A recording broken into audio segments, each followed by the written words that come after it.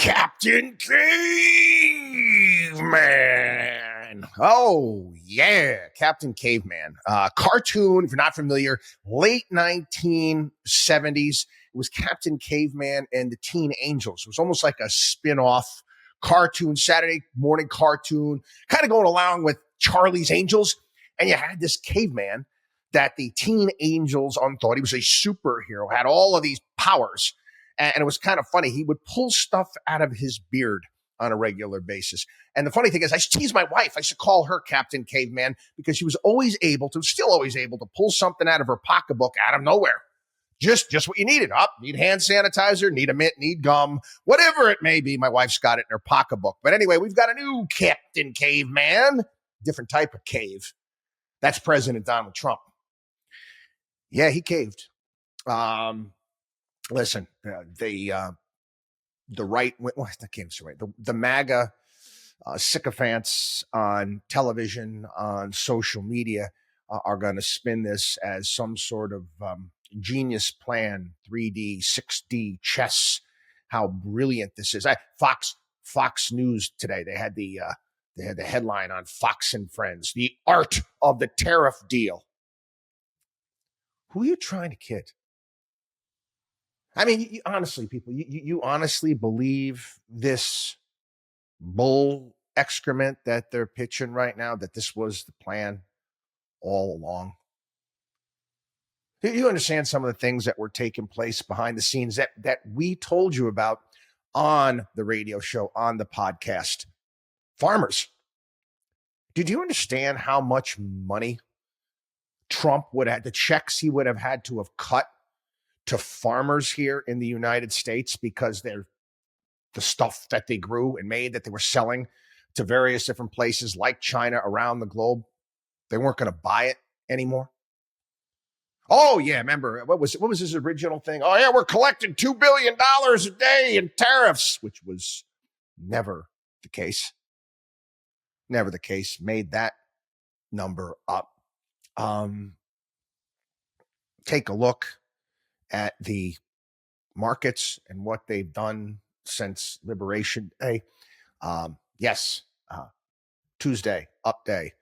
So far today, up day. We're still about 5% off. 5% off the markets based upon where the president was, okay, on Liberation Day, where the markets were on Liberation Day before he had that ridiculous scene there on the White House lawn. What a joke. I've expressed the fact that you've heard the anger in my voice. One of the rules we have as money managers is you never, ever, ever let risk lead to ruin. Never. We have the most enviable position in the entire world because the dollar is the world reserve currency. It is the most envied position to have. Why? Why would you ever toy with that? Why would you even mess around with that? And that's what he did. And what we're looking at right now is a walk back.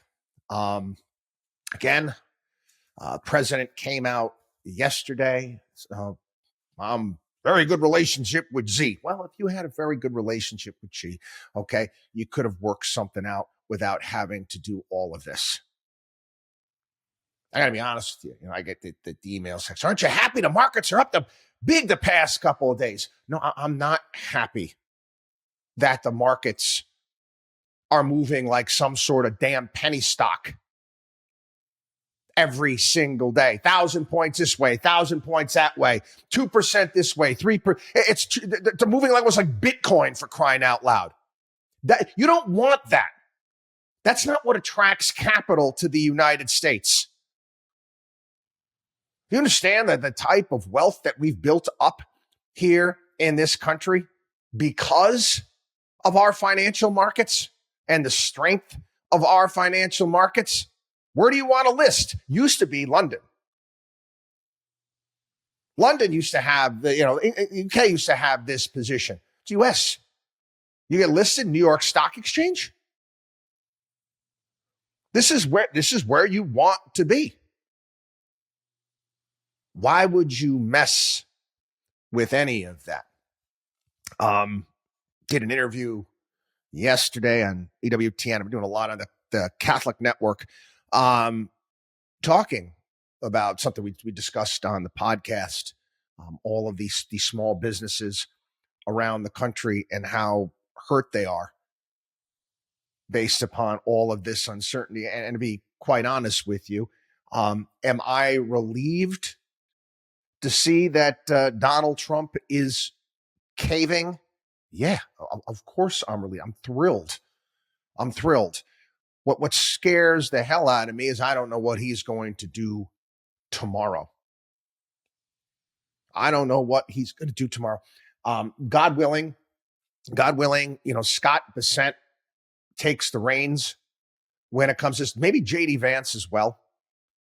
Have Bessent and JD Vance take the reins on this, because I'm sorry, JD Vance was never behind, and he never been behind any of this stuff in his entire career. He knows better.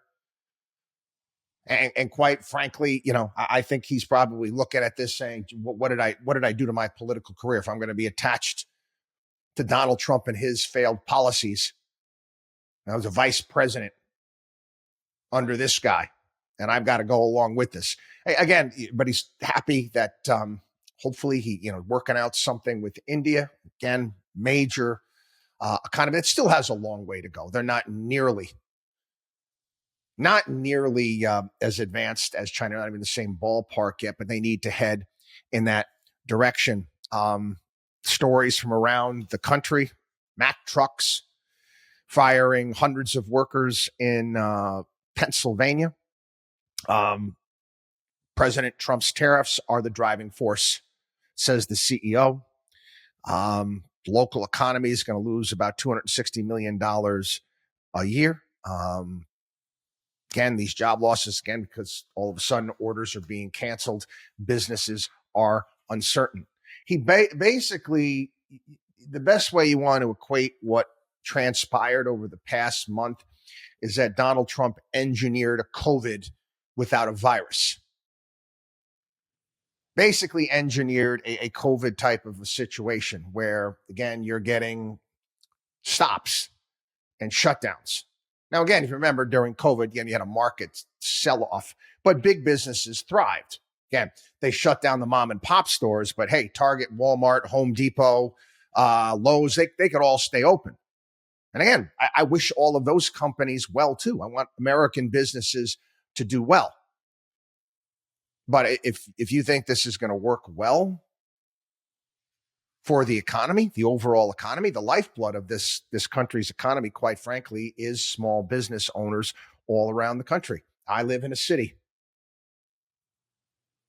And yeah, the city I live in, yeah, do they have a Lowe's? Do they have a Home Depot? Do they have all these things? Absolutely.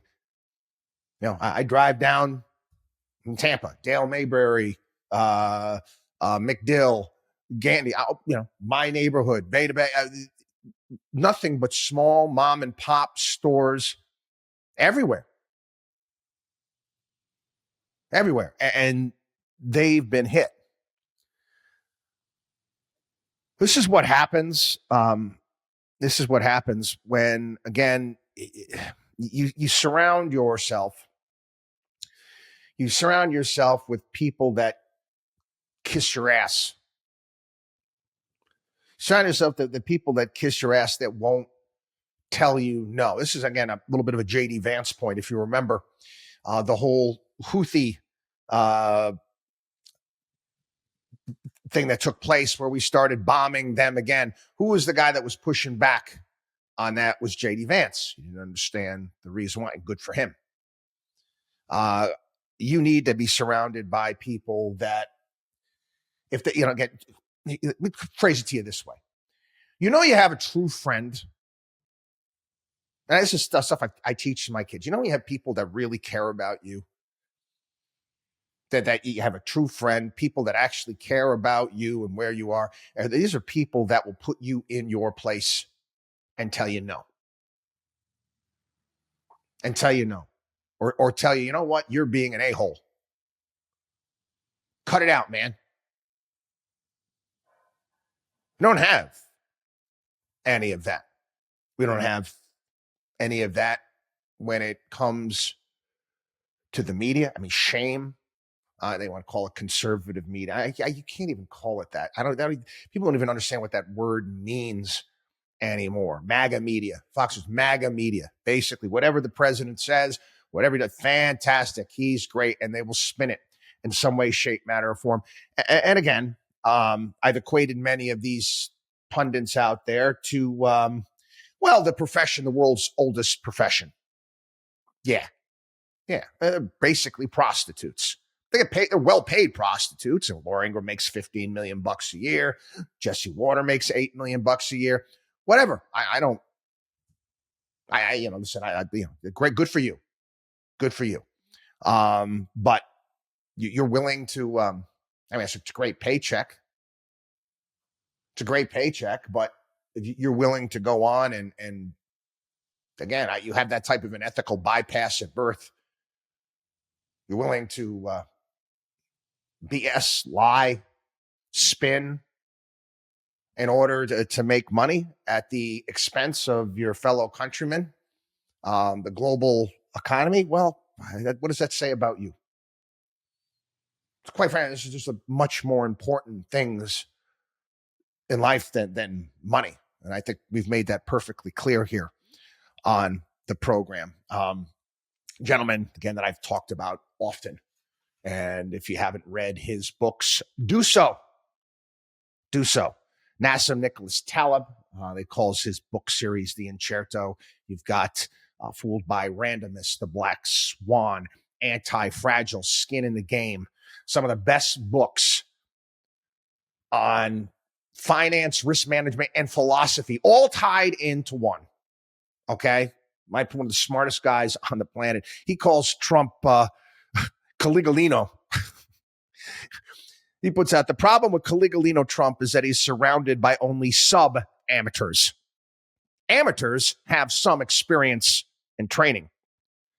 The trade and tariff calculations had to be made by someone who called a former college roommate who majored in economics 40 years ago in a liberal arts school. Yeah, echoing what we have said here on the program. This is the latest from the Wall Street Journal regards what is going on. And again, it's fluid. It's fluid. Who knows what's going to happen next? The Trump administration is considering slashing its steep tariffs on Chinese imports, in some cases by more than half, in a bid to de-escalate tensions with Beijing that have roiled global trade and investment. One senior White House official said the Chinese tariffs were likely to come down to between roughly 50 and 65%. Administration is also considering a tiered approach similar to the one proposed by the House Committee on China late last year, 35% levies for items the U.S. deems not a threat to national security, and at least 100% for items deemed as strategic to America's interest. The bill proposed phasing in those levies over 5 years. Here we go. This is where it's funny. This is where they have the White House spokespeople come out, and they always say, President Trump has made it clear. Just stop insulting our intelligence. He hasn't made anything clear. Okay? He hasn't, again, clear? Yeah, about as clear as the Mohawk River, for crying out loud. And upstate New Yorkers will understand that. China needs to make a deal with the United States of America. When decisions on tariffs are made, they will come directly from the president. Anything else is pure speculation. Great. Again, he said his tariffs on China will come down, but it won't be zero. China said that it was open to trade talks with the United States, though it won't negotiate under continued threats from the White House. Can you blame them? I mean, can you blame them? Where are you going to get? If someone is throwing in someone, you going to negotiate. Let's say I'm going to negotiate I'm going to go negotiate a price on a car.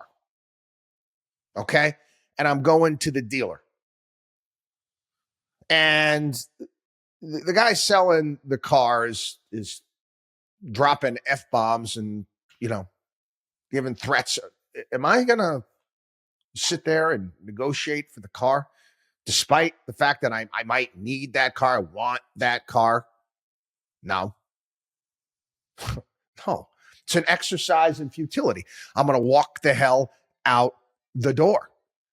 Again, Scott Bessent is making a major speech today, actually right now as I'm doing this podcast. I will obviously do a follow up on it probably tomorrow on our show as well. Again, God willing that they're stepping back from this, and let's hope that this is permanent. I mean, let's take a look at the numbers right now. As far as the markets are concerned, Donald Trump put himself into rarefied air when it came to the S&P 500. Off to the worst start, down 14% than any president since the index was created in 1957. And the idea that, pulling back now on these tariffs is going to stave off a recession, I don't believe that that's the case. I think, we're kind of heading in that direction. Do I think that the Federal Reserve more than likely is going to have its hand forced later on this year? And I think we will see several rate cuts down the road. But again, the idea out there that the all clear has sounded is just not the case. I hope it is. But the reality of the terrain is I would expect more volatility moving forward. WatchDog on WallStreet.com.